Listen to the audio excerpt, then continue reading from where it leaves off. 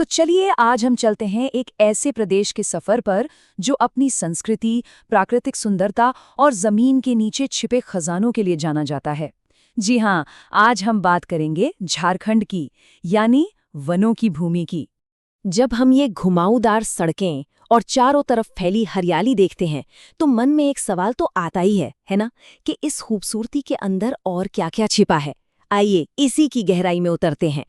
तो इस सफर की शुरुआत करते हैं इसके नाम से ही, क्योंकि झारखंड नाम अपने आप में प्रकृति के साथ इसके गहरे रिश्ते की पूरी कहानी कह देता है।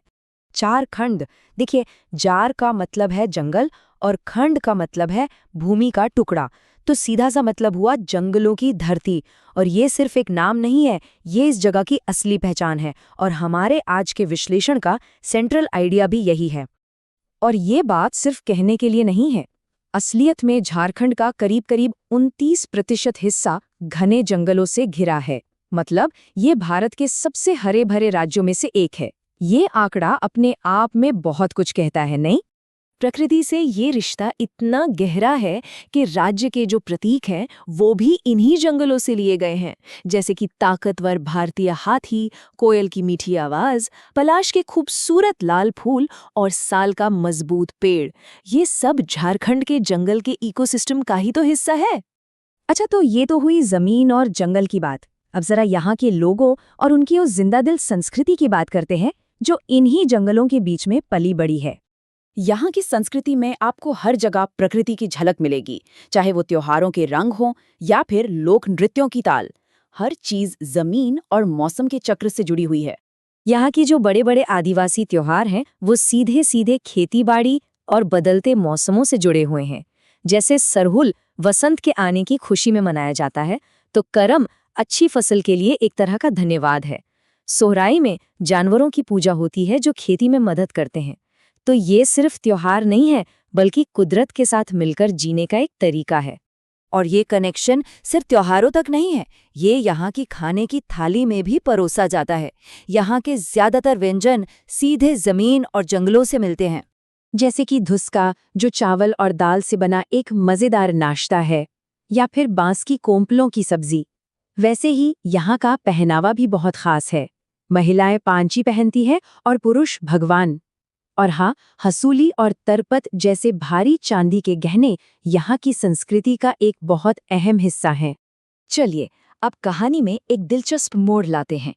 झारखंड की दौलत के दो चेहरे हैं, एक जो जमीन के ऊपर है, बहुत खूबसूरत, और दूसरा जो जमीन के बहुत नीचे छिपा है और बहुत कीमती है।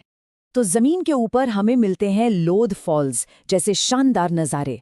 सोचिए जरा, 143 मीटर की ऊंचाई से पानी नीचे गिर रहा है। ये इस राज्य की कुदरती खूबसूरती की एक जबरदस्त मिसाल है। लेकिन असली कहानी तो इन जंगलों के नीचे दबी हुई है। एक ऐसा खजाना है जिसका अंदाजा लगाना भी मुश्किल है। ये आंकड़ा आपको शायद चौंका देगा। भारत के कुल खनिज संसाधनों का लगभग 40%, जी हाँ, सही सुना आपने, 40% हिस्सा अकेले झारखंड में है। ये आंकड़ा इस राज्य की अर्थव्यवस्था की रीढ़ की हड्डी है। जरा इस चार्ट को देखिए। देश का 32% कोयला, 25% तांबा और 19% लौह अयस्क यहीं से आता है। मतलब ये कहना गलत नहीं होगा कि झारखंड भारत के औद्योगिक विकास का एक पावर हाउस है। और ये जो बेशकीमती संसाधन है, इनका रिश्ता राज्य के इतिहास और इसकी आज की पहचान बनने की कहानी से भी बहुत गहरा है। यहाँ की कहानी बहुत पुरानी है, पाषाण युग से भी पहले की।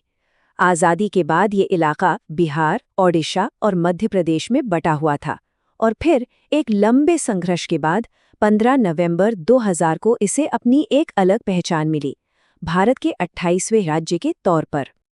आज इस पुरानी धरती को एक नए, आधुनिक तरीके से चलाया जाता है। पूरा राज्य 5 डिवीजन, 24 जिलों और 264 ब्लॉक्स में बटा है, ताकि गवर्नेंस हर किसी तक आसानी से पहुंच सके। तो चलिए अब आखिर में एक छोटी सी ट्रैवल गाइड पर नजर डालते हैं, ताकि अगर यहाँ घूमने का प्लान बने तो आपको पता हो कि क्या-क्या देखना है।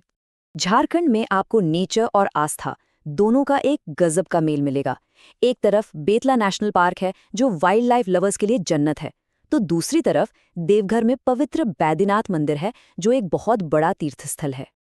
अगर घूमने की लिस्ट बना रहे हैं तो नेतरहाट का सनसेट देखना मत भूलिएगा, या फिर पतरातू वैली की वो घुमावदार सड़कें, और हाँ, दशम फॉल्स की ठंडक और त्रिकुट पहाड़ियों की शांति।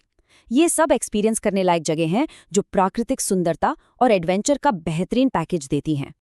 तो अंत में एक सवाल, एक ऐसी धरती जहां हजारों साल पुरानी जनजातियां और उनकी संस्कृति है, और दूसरी तरफ जमीन के नीचे छिपा इतना बड़ा खजाना। ऐसे में झारखंड अपनी आगे की कहानी कैसे लिखेगा? ये एक ऐसा सवाल है जो वाकई सोचने पर मजबूर करता है।